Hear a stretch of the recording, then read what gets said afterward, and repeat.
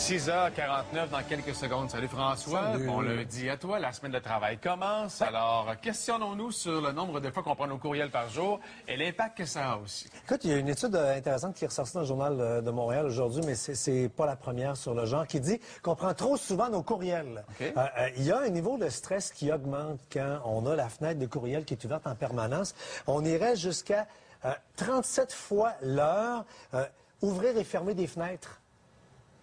Non, mais calculer l'improductivité de faire ça, premièrement. Et deuxièmement, ils ont mis des sensors sur les humains. Okay. Ils ont évalué que lorsque tu étais un humain qui prenait ses courriels au travail, ton rythme cardiaque était plus élevé que celui qui ne prenait pas ses courriels. Effectivement, il y a des entreprises qui commencent à dire, ben écoute, est-ce qu'on paramétrerait ça?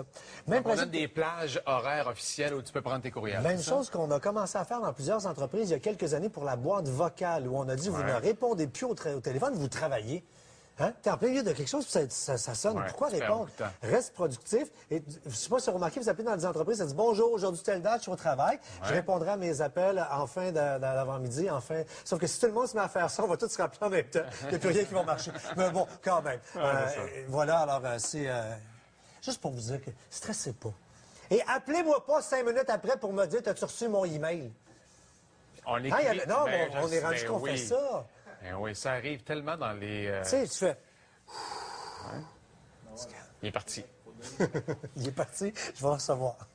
François, une nouveauté à l'approche de cet été. Alors, c'est des nouveaux livres disponibles sur tablette. Oui, exactement. Ben, c'est de nouvelles liseuses de tablettes, de livres électroniques. C'est le Québécois Dédicace, qui est une maison d'édition, qui est la première maison d'édition en Amérique du Nord à se lancer dans le contenant, là, dans la machine qui lit des livres électroniques. Donc, un choix supplémentaire pour aller rejoindre les Sony Reader, les Kobo, avec comme différence que celle-ci, et c'est drôle parce que je vais la sortir, ça va être plus facile à tenir pour moi comme ça.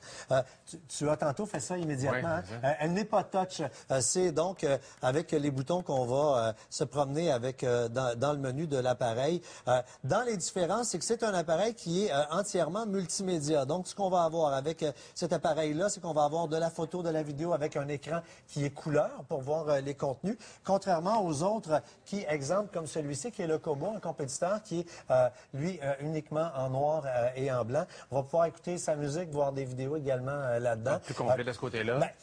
Plus complet, mais pas touch. On est à peu près tous dans les mêmes prix. Je vous dis, là, si vous en avez 3 à regarder, là, il y a la Kobo, il y a la Sony Reader, le nouveau joueur Dédicace, c'est un petit peu plus lourd. Je pense aux gens, ceux qui vont aimer ça, ceux qui vont faire du transport en commun, entre autres, parce que c'est un peu plus complet comme forme d'appareil. Mais vraiment, là, pour moi... On est près du livre avec ça, en tout cas. Moi, pour m'être vraiment, avoir pris le virage depuis à peu près 1 an, là, j'aime bien ça. C'est le fun de lire à l'intérieur de ces appareils. J'ai mis les liens. Ça vous tente, on parle là, entre 100 et 200 $ selon le modèle que vous allez choisir. C'est très net, en tout cas, à l'œil. C'est bien le fun. Merci, François.